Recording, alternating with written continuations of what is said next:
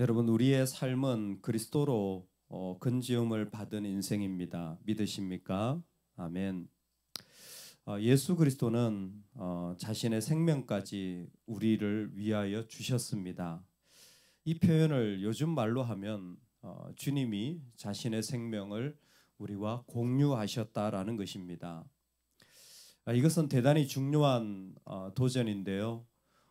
우리가 이 땅을 살아가면서 하나님이 나에게 주신 것들을 교회와 공유를 얼마나 하고 있는가? 하나님이 나에게 주신 것들을 이 세상과 얼마나 공유하고 있는가라는 것은 내가 그리스도를 따라가고 있는가라는 질문과 맞닿아 있는 것입니다. 이것은 시대의 큰 도전이기도 합니다. 제레미 리프킨이라고 고 노무현 대통령이 서거하기 전까지 돌아가시기 전까지 마지막으로 읽었던 책이라고 하는 그 별명이 붙어 있는 책이 유러피안 드림이라는 책이 있습니다. 거기서 리프킨이 하는 얘기가 뭐냐면 아메리칸 드림이 있었다.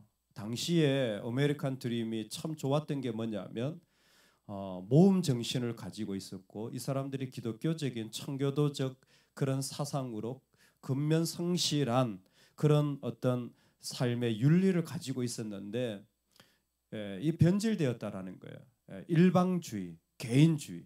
그래서 자기만 잘 살고 그리고 힘을 가지게 되죠. 일방적으로 살아가는 것이 되었다라는 거예요. 그거는 이제 더 이상 드림이 될 수 없다라는 거죠. 반대로 유럽적인 모델이 드림이다라는 거예요. 왜 유럽이 드림이냐?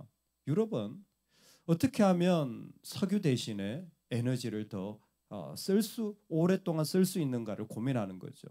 아시겠지만 이미 유럽은 휘발유차까지 2000 몇 년도까지 더 이상 생산하지 않는 것으로 결정을 이미 다 내려놨습니다. 왜냐하면 자연재해 때문에.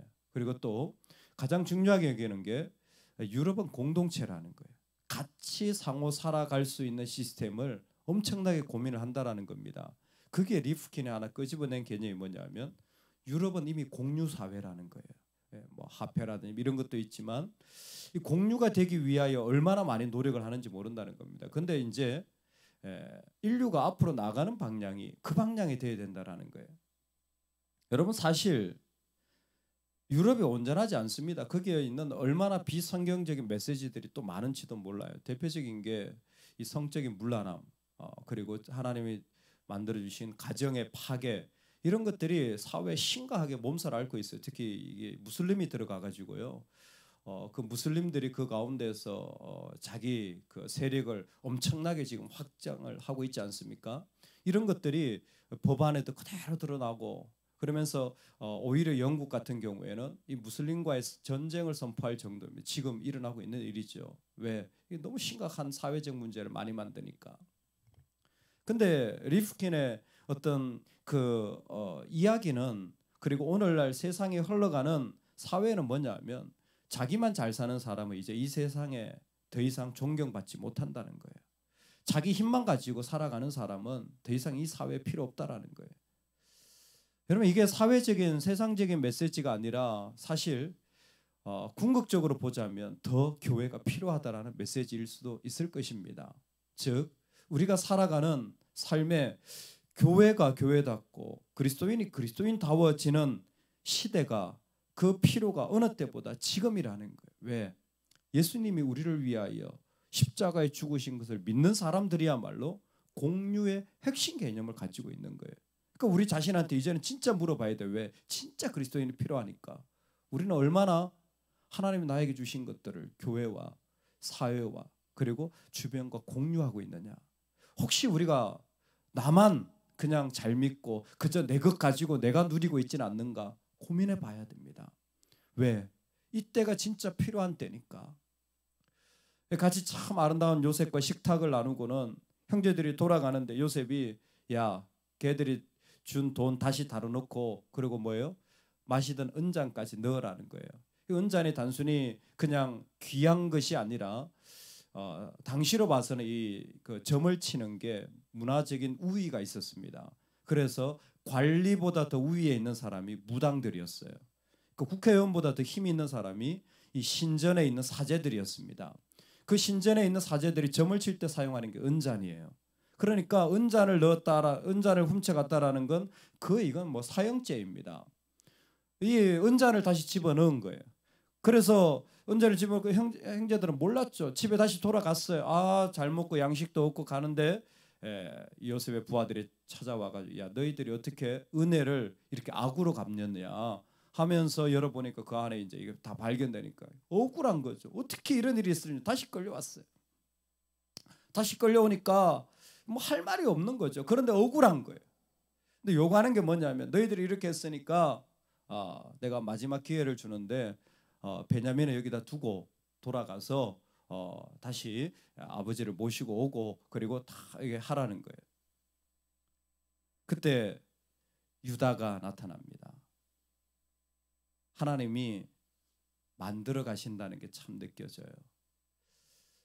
우리가 잘 아는 것처럼 유다는 족장 계열이 아니라 메시아 계열인 거예요. 유다가 이제 시작이 된 거예요. 참 말썽꾸러기고 문제를 일으키고 하나님 보시기에 좀 아름답지 못했는데 뭐예요? 고난의 시간과 어려움의 시간을 통해 어떤 사람은 바뀌어집니다. 변화되어진 거예요. 하나님 쓰시는 사람이 되는 거예요. 유다가 나타나요. 정말 놀랍지 않습니까? 다른 많은 형제들이 있는데 유다가 나타나요. 유다가 말하기를 내 주여 원하건대 내가 한마디 꼭 드릴 말씀이 있는데 당신은 바로 같은 권세자지만 꼭 드릴 말씀이 있습니다. 제 이야기를 들어주시면 좋겠습니다. 이야기를 하는 핵심이 뭡니까? 나를 잡고 우리 형제들을 도와주세요. 나를 잡고 형제들을 도와주세요. 제가 대신 이 모든 값을 지불하겠습니다. 라는 게 핵심 내용이에요. 다른 게 아닙니다. 뭐가 있지만 나를 잡고 다 보내주세요. 이 한 사람이 이 대속적인 삶을 사는 한 사람이 어떤 상처와 어떤 고난과 어떤 어려움이 있어도 다 회복시켜내는 거예요. 여러분 얼마든지 문제를 제기할 수 있고 얼마든지 더 상처를 깊게 만들 수 있습니다. 사실 이 장면이 놀라운 게 뭐냐면 유다가 똑똑한 사람이에요. 이전에 있었던 이야기를 다 얘기할 수 있잖아요. 근데 그렇게 하지 않습니다. 유다는 그 안에 있는 상처와 그 안에 있는 균열과 그 안에 있는 모함과 이런 모든 이야기를 내가 떠안겠다라는 것입니다. 내가 짊어지겠다라는 거예요. 내가 그 자리에 들어가서 죽겠다라는 것입니다. 유다를 통하여서 지금 이 형제들의 삶의 자리는 놀랍도록 하나님이 이끄시는 구속의 사역의 자리로 즉각적으로 옮겨가게 되는 것입니다. 그리고 하나님이 오늘 바로 그 사람을 이 시대 속에서 그리고 우리 가운데서 찾고 계시는 거예요. 그 사람 대신 짊어져 줄 한 사람.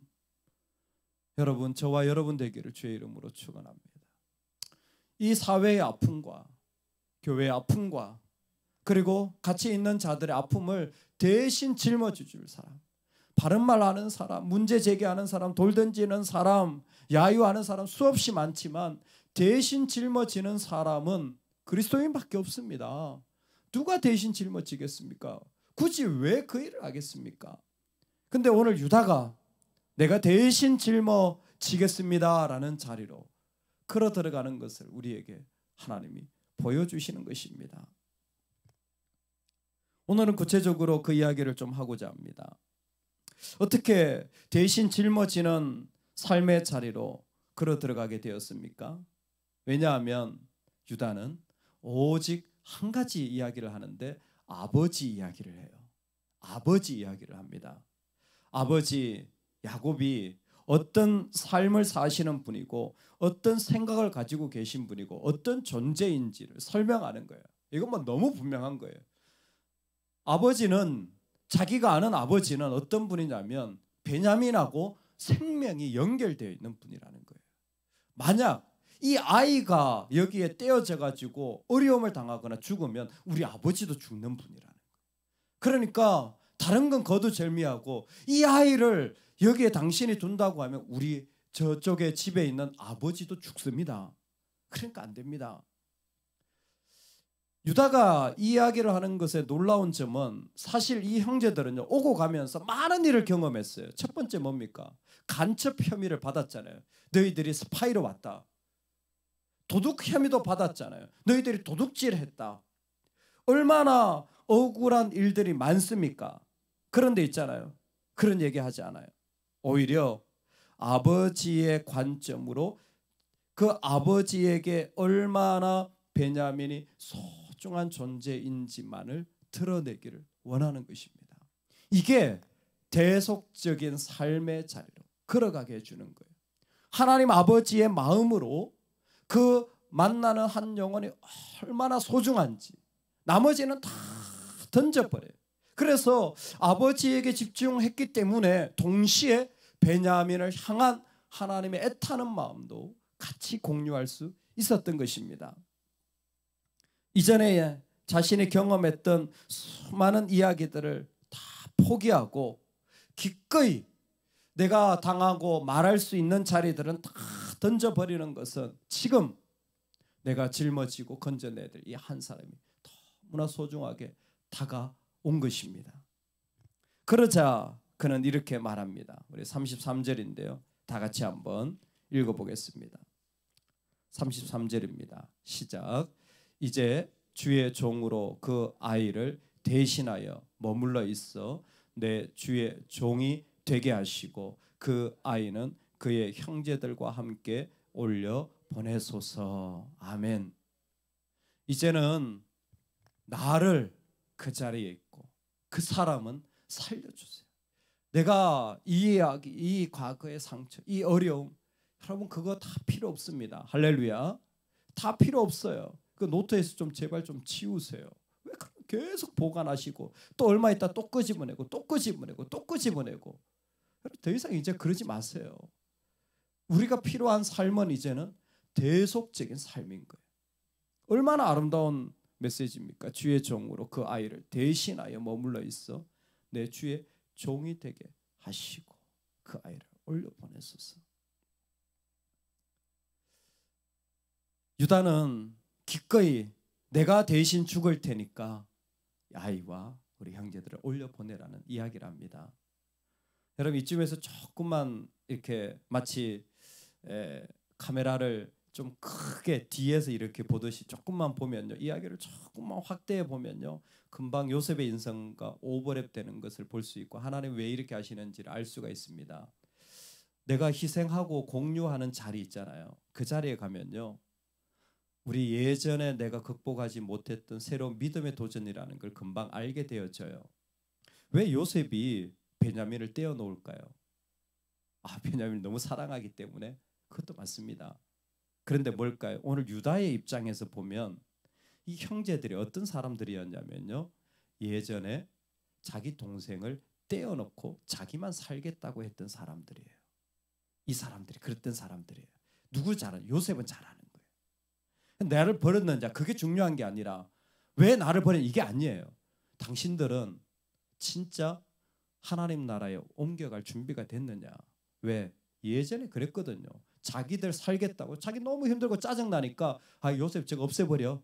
쟤 없으면 우리 살겠다 이랬잖아요. 그래서 없애버렸잖아요. 그리고 지금 뭐예요? 베냐민을 떼어놓으면 자기들은 살 수 있어요. 베냐민을 버리면, 포기하면 또 자기들은 자기가 원하는 대로 걸어갈 수 있는 거예요. 또 그렇게 할래? 너 또 그렇게 살래? 그래, 너는 좋겠지. 너는 편하겠지. 근데 너 또 그렇게 살래? 하나님이 그 놀라운 그리스도를 따라가는 삶의 자리에 우리에게 이 변곡점을 보여주시는 것 같아요. 예전처럼 또 그렇게 살 수도 있지요. 세상처럼 살 수도 있지요. 그런데 뭐예요? 오늘 유다가 그 자리에서 이젠 그러지 않는 거예요. 그리스도처럼 살려고 하는 거예요. 나를 공유시켜 주세요. 하나님 나에게 주신 것 이제 나는 공유하며 살겠습니다. 차라리 나를 죽여서, 차라리 나를 들여서 저들이 살아나게 해주세요 라는 삶을 살아가게 하는 하나님 나라 공동체로 세워가고 있는 겁니다. 이게 이 가정의 축복인 거죠. 이 가정의 은혜인 겁니다. 오늘 우리가 살아가는 삶의 자리에 바로 이 축복이 있기를 주의 이름으로 축원합니다. 이제는 베냐민을 떼어놓고 내가 살아야지, 그냥 내 살 길 살면 되지 라는 인생이 아니라, 그리스도를 이 땅에 보내시는 하나님이 유다의 마음을 통하여 첫 번째 구속적 삶을 시작하게 하신 이 자리를 통하여서 그 사람, 그 한 사람으로 공동체가 살아나고, 그 한 사람으로 지난날의 상처나 아픔이 오히려 더 아물어지고 없어지는 이야기, 저와 여러분의 이 시대의 부름의 이야기가 되기를 주의 이름으로 축원합니다. 아멘. 같이 한번 기도하겠습니다. 하나님, 이젠 내 인생이 좀 공유되어지게 하여 주옵소서. 주님과 공유되어지는 것뿐만이 아니라 하나님, 내 옆에 있는 사람들과 좀 공유되어지게 하여 주시옵소서. 그동안 나만 먹고 나만 살고 그저 내가 살겠다고 떼어놓고 버려두고 그저 내 길만 걸어갔던 이야기가 얼마나 많습니까? 그런데 하나님, 이제는 오늘 유다가 보여주신 것처럼 이 아이를 대신하여 나를 종이 되게 해주세요 라는 이 마음으로 살아갈 수 있는 은혜를 주시옵소서.